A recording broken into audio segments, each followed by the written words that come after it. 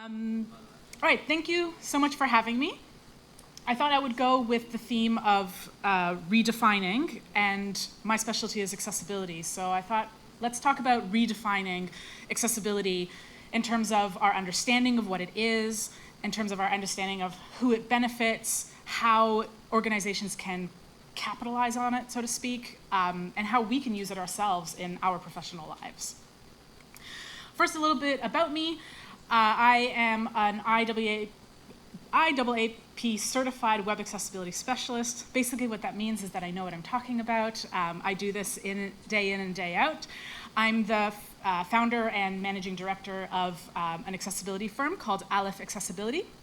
I am based in New Zealand and Wellington. I do work across Wellington and New Zealand and Australia though. My work looks like consulting, auditing, training, all within the digital accessibility space. As well as though my background before moving into accessibility was front-end development. All right, that's a bit about me. So let's talk about what exactly digital accessibility is anyway. I like to compare it to the physical world. So just like we're constructing buildings, there are ways that we can construct them that are more or less accessible. And that's true with the web as well. So, and when we're thinking about our physical buildings, we're thinking about things like ramps and elevators and clear signage. So in the digital space, we're thinking about things like color, keyboard accessibility, and images. Just like in the real world, accessibility features benefit everybody, right? So ramps are useful if you have like luggage or heavy groceries or a pram, and elevators are useful for, our really like multi-story buildings tall, right? So there's a lot of benefits that we gain from the physical world with accessibility enhancements, and the same is true, or features, the same is true with the digital world as well. And just like in the physical world where if you're building a building, for example, you have somebody come around at like an auditor and, with their clipboard and checking, the size of the doors and the angle of the ramp to make sure that all of those things are accessible. The same is true on digital as well, and that's the role that I play. So I'll look around and poke at your website and see how it compares to the international standards that exist about digital accessibility. The international standards that we have is largely WCAG. It actually says 2.1 there. It's 2.2 in Australia. That's the standard. Don't worry, you don't need to know like the words and stuff or like the terminologies. We'll talk about just like the principles of accessibility. That's the Web Content Accessibility Guidelines. And then in Australia as well, we have things like the Discrimination Act. And then internationally, there's the European Accessibility Act and ADA in the US and all that kind of stuff. So each country has their own acts, and they all kind of point to the same international standard about accessibility. But don't worry, you don't have to, we're not going to go, this isn't a legislative talk, so don't worry about that. Let's talk instead about people. Who benefits from web accessibility? Now, when we think about accessibility, we might think about disabled people, which that's completely valid. That's definitely who it's meant to benefit. In Australia, 1 in 5 people identify as having a disability. Put in other terms, that's 5 million people. Put in other terms still, that's the entire population of Melbourne. So if you work in a company who doesn't think that disabled people make up a significant market, think about how if a server went down and it was affecting the entire city of Melbourne, that would be a panic moment, a critical issue that we would address immediately. So that's the scale at which we're talking about disabled people. And that number is a minimum as well, because that's a number when it comes to like a census. So the census goes out and asks people their ability to engage in the world in very specific ways and how much support they need. And so the people who are marking down on a census, yes, I need a significant amount of support, they're the ones who are counted as disabled. But what it doesn't count is people who are not hitting a certain threshold, as well as people outside of what we might think of traditionally as disabled. So yes, there's the physical disability like having low vision or mobility or having difficulty hearing, But not everybody who, for example, has difficulty hearing, is deaf, considers themselves disabled. A lot of deaf people consider themselves as part of a unique culture that speak a different language. When it comes to vision, 8% of the population is colorblind, but I don't know if colorblind people would necessarily say, yes, I am disabled. But we have regulations around it, or like standards around it, that support people who are colorblind so that they can still interact with the web. But even expanding our mind and redefining accessibility even further, there's other people as well. So permanent disability can be permanent, like maybe vision loss, but it could also be temporary or situational. So for example, if I break my right hand, I'm right-handed, so if I break my right hand or my right arm, that'll impact the way that I engage with technology. And so hopefully I'm going to recover from that break, but what that means is that I'm temporarily disabled. I may not complete it on a census, but it'll impact the way that I can engage with technology. Even this clicker that I'm holding, I'm using my right hand, so I'd have to switch to my left, and that might impact my dexterity in the way I'm able to use it. Neurodiverse, we've got tons of people, I'm sure, in this room who are neurodiverse or suspect that you're neurodiverse, and you make our world colorful and rich and interesting. But not everybody who's neurodiverse would say, yes, I have a disability. But we still are still captured inside of the accessibility features that we put forward. And finally, the older population. 46% of people aged 65 plus, so almost half of people aged 65 plus have a disability. And if we're thinking about 65 plus, oh, that's like some grandma in like a walker that's like hunched over and with white hair and stuff. Like maybe, but also for many people in this room is probably also your parents. Like my mom is 63, so she's almost in that threshold. And the entire boomer generation basically is heading towards that thresholds as well, right? So when we're thinking about like older people, it's actually not that old. And so all of these people are still interacting with the web. So if I broke my hand, I still need to do grocery shopping. In fact, I'm probably more likely to want to do my grocery shopping online because of my injury. Our neurodiverse friends, want to attend this really cool meetup, and so they go on an app so that they can RSVP and find out the information about it. Somebody who is blind, I had an old coworker who was blind in one eye, but loves playing video games, and so he still wants to play. And my mom, as a retired person, it's really important for her to be able to do her banking so that she can make sure that she's on top of it in her retired phase of life. So all of these people need to continue to engage with the digital world. And when it comes to accessibility, what we're doing is enabling all users, all these different types of users, from able to use, to navigate, to understand technology. So when we're thinking about accessibility, yes, it impacts a certain definition of users, our blind screen reader users, our first place that our minds might go. But there's also so many other people who are benefiting from digital accessibility. Let's talk about our organizations that we work for, because we don't just do work in a vacuum, we have organizations there. So we also already talked about those 5 million people in Australia who identify as disabled, and like we said, that's the minimum number, right? Why is that significant to your organization? So whether you're in the public sector or the private sector, this is a significant portion of people. It's an untapped market, especially if you're not building for accessibility, right? So thinking about the private sector right now, an untapped market that exists within the same cultural and linguistic market that they're already catering. So, instead of exploring a new market over in Singapore or in Brazil where they have to learn about the different culture, they can take basically the population size of Melbourne that already exists in the market that they're already catering towards. If you're in a public sector in the government, this is a significant portion of people that you're meant to cater to. And then, like we talked about as well, the boomer audience. So we're thinking about a large audience group for your organization, public or private, that they would benefit from. And what does that mean exactly? It means more dollars in pockets.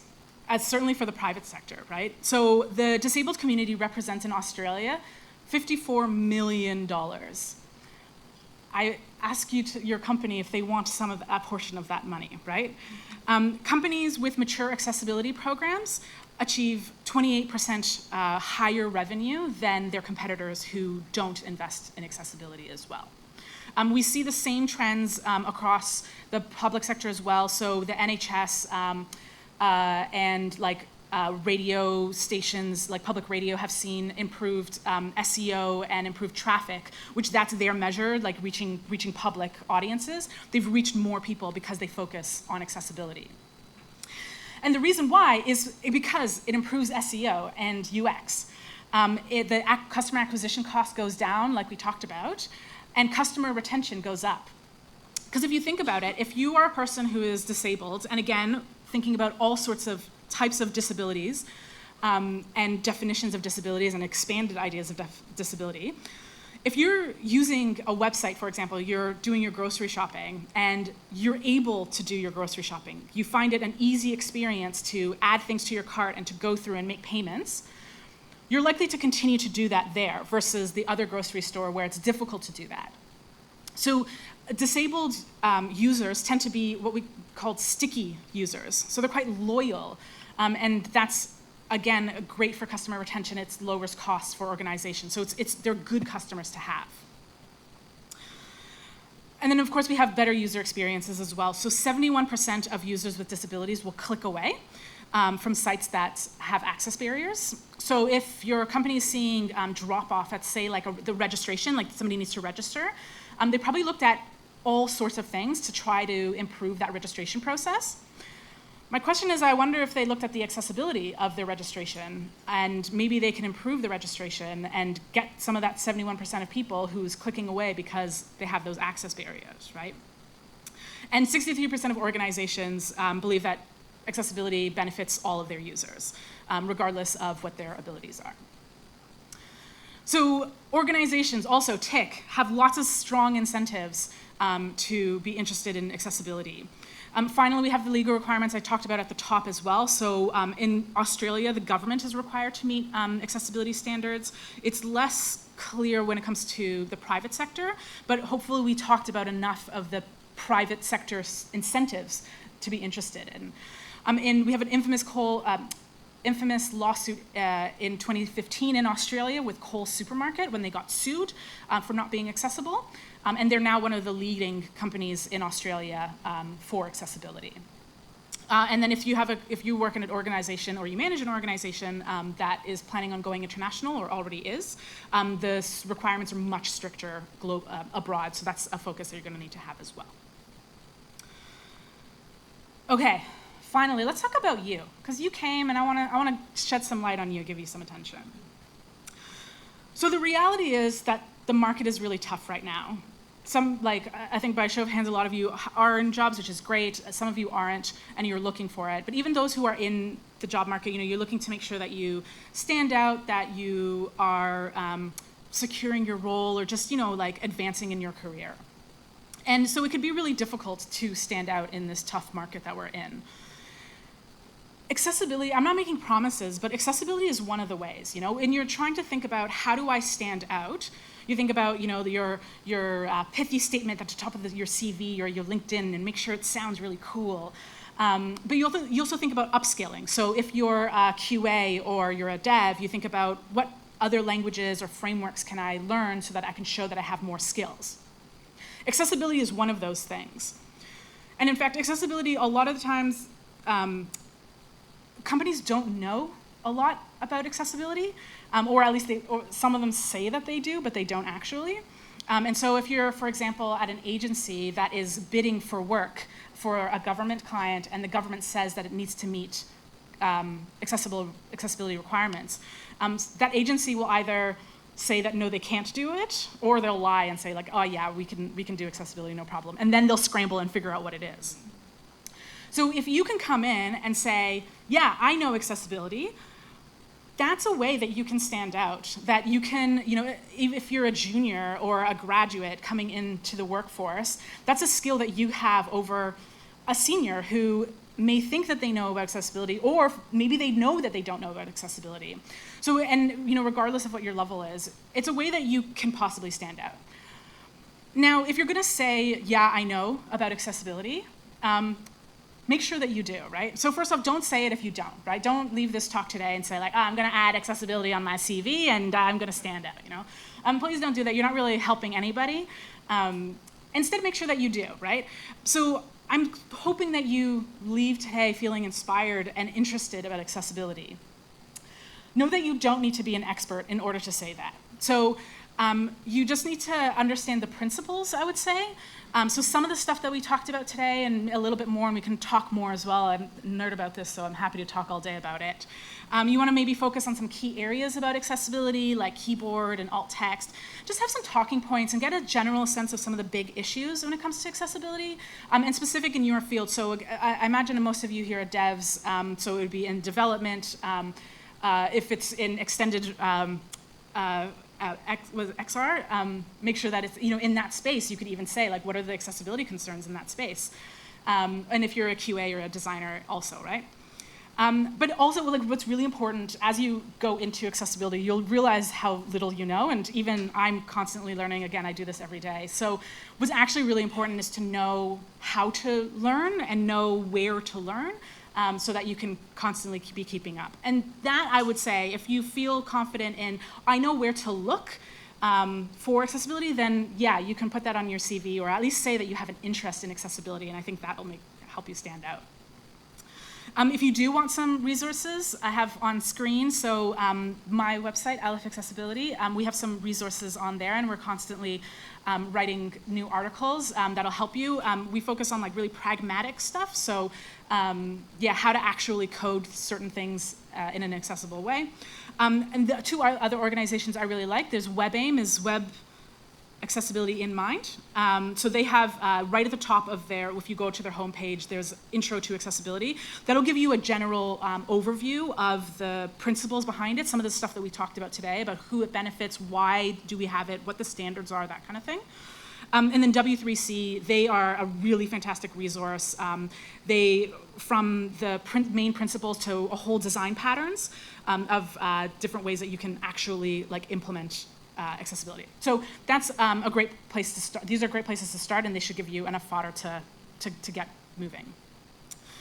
Yeah, so in conclusion, hopefully we talked a bit about redefining and expanding our thinking about accessibility. We talked about users, businesses, and ourselves and our CVs. And hopefully we see that in each of these categories, whoever we're talking about, whichever we're talking about, we can see that accessibility really does benefit everybody.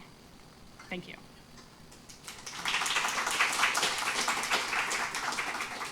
Do you have time for questions? Yeah? We have a newsletter if you want to sign up. I think it's pretty good. It's full of, like, the resources and stuff that I talked about. We don't spam you. Do it once a month. If you don't like it, you can unsubscribe, but I think it's pretty good. I also have stickers as well, so I'll put them at the table over there, and you should take some. Yeah, but questions? Yeah. As an apps dev, I found it hard to find good accessibility resources to the point where we actually ended up reviewing WCAG and seeing what we could transfer across. Do you have any recommendations when it comes to app development specifically? So that's a gap. So the question about app, I don't know if people can hear. So yeah, about app accessibility. So WCAG, the standards, the last update was 2023, but before that, the major update was 2018. And where development was in 2018, like, mobile was just picking up. And 2018, it meant that they were working on it before. So like 2014, 15, they were writing it. So mobile wasn't really a big thing in the guidelines. So it is a gap around that. There are some accessibility rules about mobile that are specific, so things like gestures and orientation, that kind of thing is specific. Yeah, and otherwise you're applying, like, the same web rules to mobile. So I would say, taking so yes, I acknowledge that, like, there is a gap there. B, I would say taking the web concepts and applying it to mobile. And then the third is testing yourselves. So on every phone, there's screen readers built in. So whether you have an Android or an iPhone, you can play with your screen reader, and I encourage you to, because it's actually pretty cool. Before you do, make sure you know how to turn it off, because it will be very overwhelming. But that's your best way probably to troubleshoot when it comes to apps. Apps are also tough because you don't have the browser to investigate to see exactly what's going on. At least as an auditor, when I'm auditing web apps, I have to have a browser open and an app and just kind of test around like that. So yeah, your best bet is to be using a screen reader and testing that way. And if you can even get user testing with who are native users, so they can give you feedback as well, that's always the best case scenario. Yeah. Does that answer the question? Yep. Cool. Good question. Any other questions? More a comment, especially because we're here at Mantle, for iOS apps, and I know it's an Android meetup, but the app Reveal, it's a testing app, and it's had a bit of a pivot, and it does a lot of accessibility testing for iOS apps. Oh, cool. So it'll do color blind, it'll test all the different color blindness, things like that. So especially most of the companies I work for, the Android and iOS designs are pretty similar. So things are found on the iOS app from. There's also accessibility scan on Android. It's a Google product. Accessibility scan, you said? Scanner. Scanner. Cool. It works quite well. Okay, cool. Demonstrated. Thanks. Useful. Nice. Thank you. Anything else? Cool. All right. I'll put stickers there, or come talk to me afterwards. Yeah. Thanks.